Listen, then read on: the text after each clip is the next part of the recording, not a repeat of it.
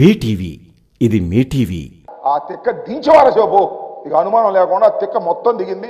40 సీట్లకు పోటీ చేస్తున్నాడు. నమ్మండి అయ్యా జన సైనికులారా, కాపు సోదరులారా, నమ్మండి. పవన్ కళ్యాణ్ గారికి చంద్రబాబు నాయుడు గారు 40 సీట్లు ఇచ్చాడని మీరు నమ్మాలి. ఇది పరిస్థితి. నేను అడుగుతా ఉన్నా, సీఎం సీఎం సీఎం అని కేకలేసి గొంతు చించుకున్నటువంటి పెద్దలున్నారే పాపం, కాపు సోదరులు, జన సైనికులు, వాళ్ళకి మీటింగ్లకు వెళ్ళి రేపు అది ఎక్కడన్నా తాడేపల్లిగూడెం జరుగుతుంది. ఎమ్మెల్యేని అరవండి. ఎమ్మెల్యేని అరవడానికి కూడా ఇల్లేదు రేపు, ఎందుకంటే ఎమ్మెల్యే సీటు కూడా ప్రకటించరా. నాకు తెలియక అడుగుతా, చంద్రబాబు నాయుడు గారు ఎక్కడ పోటీ చేసేది ప్రకటించాడు, వాళ్ళ అబ్బాయి ఎక్కడ పోటీ చేసేది ప్రకటించాడు, వాళ్ళ బావమరిది బాలకృష్ణ మన లోకేష్ మామ ఎక్కడ పోటీ చేస్తాడో ప్రకటించాడు. కానీ నీకు 24 సీట్లు ఇస్తే ఎక్కడ పోటీ చేస్తావో ప్రకటించుకునే దశలో ఉన్నాయో నాకు అర్థం కాలేదు. అంటే రహస్యమా? పోటీ చేయవా? పార్లమెంట్కి ఏమైనా పోటీ చేస్తావా? ఎందుకులే గొడవని మళ్ళీ సీఎం సీఎం అంటారేమో నీ అభిమానులు అని చెప్పేసి చంద్రబాబుని సీఎం అనిపించడం కోసం పార్లమెంట్కి పోటీ చేస్తావా? What is this? ఏమిటి కన్ఫ్యూజన్? Total confusion. ఇవాళ తెలుగుదేశం జనసేన టోటల్ కన్ఫ్యూజన్గా ఉంది. మీరు ఒక్కసారి ప్రెస్ మీట్ చూస్తే అర్థమైద్ది. ఆ ముఖాలు చూస్తే ఓడిపోయే ముఖాలు చాలా క్లియర్గా అర్థమైపోతాయి. పవన్ కళ్యాణ్ గారు మైక్ పిచ్చుకు ఏం మాట్లాడో, చంద్రబాబు నాయుడు గారు మైక్ పిచ్చుకుని ఏం మాట్లాడో చూస్తే ఓడిపోయే ముఖాలు చాలా స్పష్టంగా కనిపిస్తూ ఉన్నాయనే విషయాన్ని దయచేసి అర్థం చేసుకోమని ఈ సందర్భంగా నేను మనవి చేస్తున్నాను.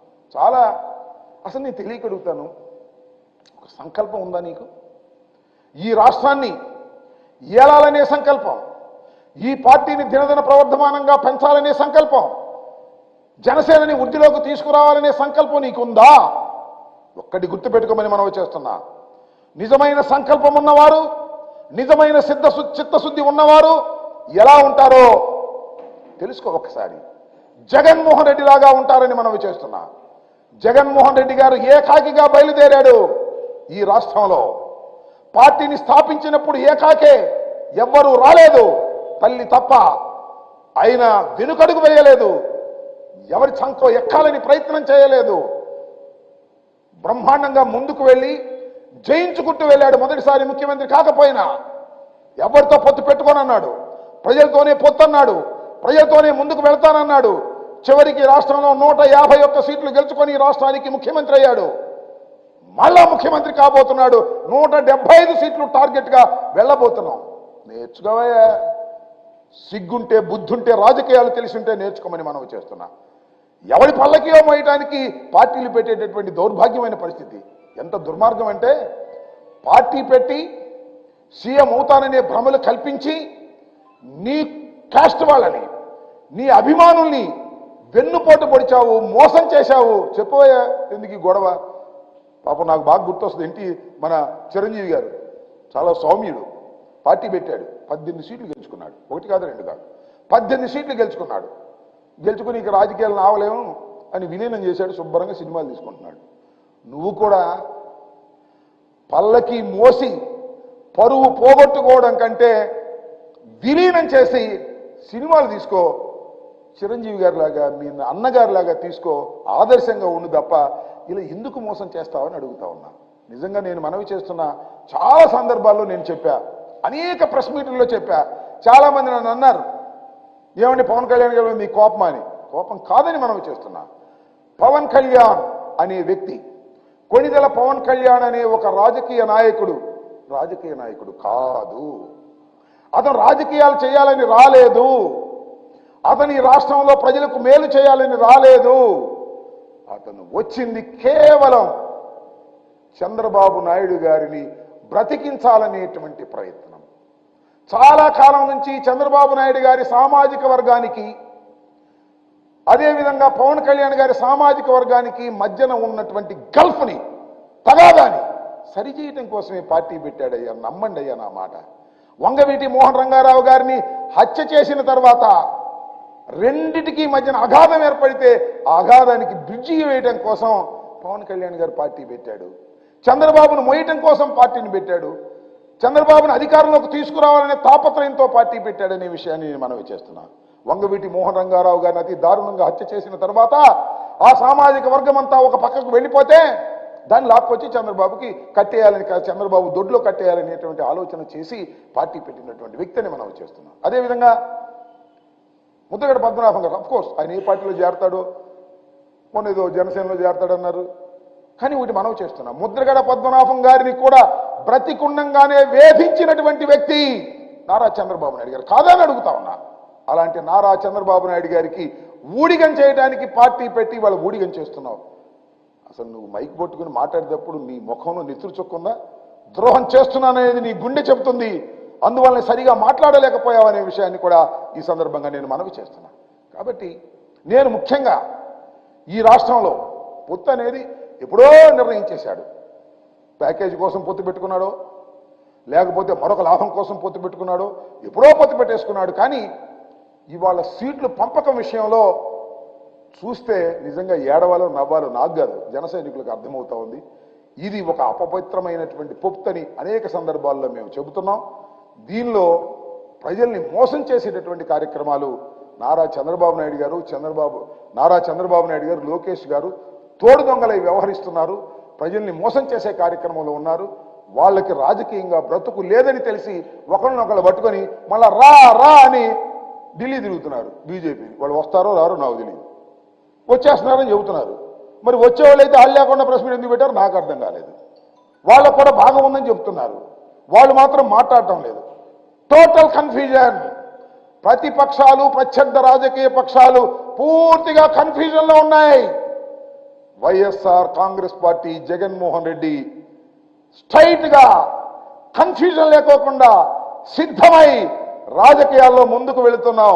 175 పోయినసారి కన్నా 151, పోయినసారి కన్నా ఎక్కువ 175 కొట్టి మళ్ళా ఈ రాష్ట్రంలో ముఖ్యమంత్రి కాబోతున్నాడు జగన్మోహన్ రెడ్డి గారు.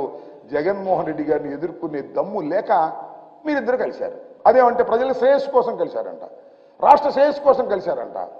అదేమంటే విధ్వంసం జరుగుతుందట, దుర్మార్గమైన పాలన జరుగుతుందంట, ప్రజలందరూ వ్యతిరేకంగా ఉన్నారంట. మరి ప్రజలందరూ వ్యతిరేకంగా ఉంటే అసలు మీరెందుకు కలవటం? ప్రజలు ఓడిస్తారుగా.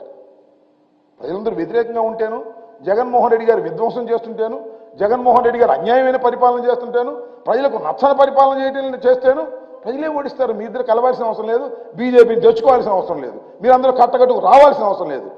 అంటే దీన్ని బట్టి లాజికల్గా అర్థమవుతున్నది ఏమిటంటే జగన్మోహన్ రెడ్డి గారు చాలా బలంగా ఉన్నాడు.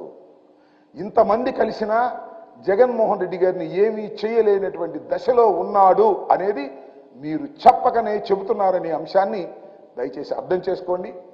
త్వరలో జరగబోయేటటువంటి సార్వత్రిక ఎన్నికల్లో అద్భుతమైన విజయాన్ని వశం చేసుకోబోతున్నారు జగన్మోహన్ రెడ్డి గారు, వైఎస్ఆర్ కాంగ్రెస్ పార్టీ.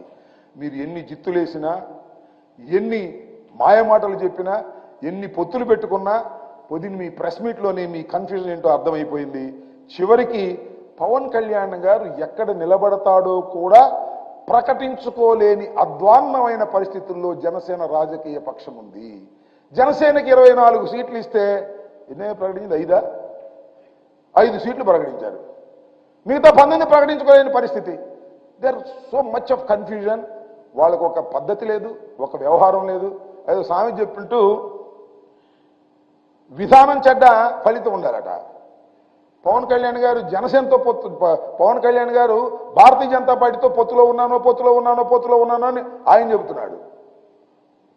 భారతీయ జనతా పార్టీ కూడా మాకు పవన్ కళ్యాణ్ పొత్తులో ఉన్నాడని చెబుతున్నారు. ఆ పొత్తులో ఉన్న ఆయన వచ్చి వీళ్ళ పక్కన కూర్చుని మరి సీట్లు పంపకం చేసుకున్నాడు. ఇదేం పొత్తు, ఇదేం వ్యవహారమో, ఇదేమి మోసమో, ఇదేమి అన్యాయమో, ఇదేనా విధానం చెడ్డాడు, ఫలితం లేదు. కేవలం 24 సీట్లకు కక్కుర్తిపడి ఇవాళ చంద్రబాబు నాయుడు గారి పల్లకి మోసే దశకు పవన్ కళ్యాణ్ గారు వెళ్ళాడు. కానీ నేను మనవి చేస్తున్నా, పవన్ కళ్యాణ్ గారి సామాజిక వర్గం కానీ, పవన్ కళ్యాణ్ గారి అభిమానులు కానీ ఈ ప్యాకేజ్ రాజకీయాల్లో బలి కాకండి. ఆయన పల్లకి మోయటానికి పవన్ కళ్యాణ్ గారు వెళ్ళినా మీరు వెళ్ళకండి. వెళ్ళారంటే ఇంతే సంగతులు, ఈ రాష్ట్రాన్ని సర్వనాశనం చేస్తారనే విషయాన్ని మీరు గమనించాలని ఈ సందర్భంగా నేను మనవి చేస్తూ, రాబోయే ఎన్నికల్లో జగన్మోహన్ రెడ్డి గారి నాయకత్వంలో ఉన్నటువంటి రాజకీయ పక్షం వైఎస్ఆర్ కాంగ్రెస్ పార్టీ ఎందరు కలిసి వచ్చినా, ఎన్ని కట్టగట్టుకొచ్చినా, ఎన్ని గుంపులుగా వచ్చినా వైఎస్ఆర్ కాంగ్రెస్ పార్టీ 175 సీట్లు టార్గెట్గా పెట్టుకొని వెళుతున్నాం. విజయం మళ్ళా వైఎస్ఆర్ కాంగ్రెస్ పార్టీ పొందబోతుంది. జగన్మోహన్ రెడ్డి గారు ముఖ్యమంత్రి కాబోతున్నారనే విషయాన్ని ఈ సందర్భంగా నేను మీ ద్వారా వారికి చెప్పదలుచుకున్నాను. పొత్తులన్నీ కన్ఫ్యూజన్, పొత్తుల వల్ల ఏమీ ఉపయోగం లేదు. పొత్తుల వల్ల ఓటు ట్రాన్స్ఫర్ అంటున్నాడు పాపం పవన్ కళ్యాణ్ గారు. ఓటు ట్రాన్స్ఫర్ కావాలి, ఓటు ట్రాన్స్ఫర్. నీకు 25 ఇస్తే ఎందుకు చేయాలి ఓటు ట్రాన్స్ఫర్? బుద్ధి ఉండేవాడు చేస్తాడు ఓటు ట్రాన్స్ఫర్లు ఎందుకు చేయాలి? చంద్రబాబు నాయుడు గారు ముఖ్యమంత్రి కావడం కోసం నీ మాటని ఓటు ట్రాన్స్ఫర్ చేయాల్సిన అవసరం ఏముంది? ఈ రాష్ట్రానికి పట్టినటువంటి శని చంద్రబాబు నాయుడు గారని ప్రజలు వదిలించుకున్నారు. మళ్ళీ ఆ శనిని పట్టుకొచ్చి ఓటు ట్రాన్స్ఫర్ చేయండి, కాపులందరూ చంద్రబాబు నాయుడు గారికి వెయ్యండి అని చెప్పేటటువంటి దౌర్భాగ్యమైన పరిస్థితుల్లోకి వెళ్ళారు పవన్ కళ్యాణ్ గారు. కాస్త జ్ఞానం ఉన్నటువంటి ఏ కాపు కులస్తుడు కూడా పవన్ కళ్యాణ్ గారి మాట వినేటటువంటి పరిస్థితుల్లో లేరని వాస్తవాన్ని మీరు తెలుసుకోవాలంటే ఎన్నికలు అవ్వాలి, లేదా ఎన్నికల ట్రెండ్ ఏంటో తెలుసుకోండి. 100% వైఎస్ఆర్ కాంగ్రెస్ పార్టీ విజయడంకా మోగించబోతుందని ఈ సందర్భంగా మనవి చేస్తున్నాను. కేవలం 24 సీట్లు ఇచ్చి పవన్ కళ్యాణ్ గారి లెక్క 40 సీట్లు అని చెప్పి ఓటు ట్రాన్స్ఫర్ చేయించుకోవాలనే ప్రయత్నం చేస్తున్నారు. ఇది దుర్మార్గమైన ఆలోచన. ఆంధ్ర రాష్ట్ర ప్రజానీకం తెలివిగలవారు, వారు కీలెరిగి వాత పెడతారు. ఇలాంటి పొత్తులన్నింటినీ కూడా తిరస్కరిస్తారని ఈ సందర్భంగా నేను చెప్పదలుచుకున్నాను. ఇంకా ఓకే,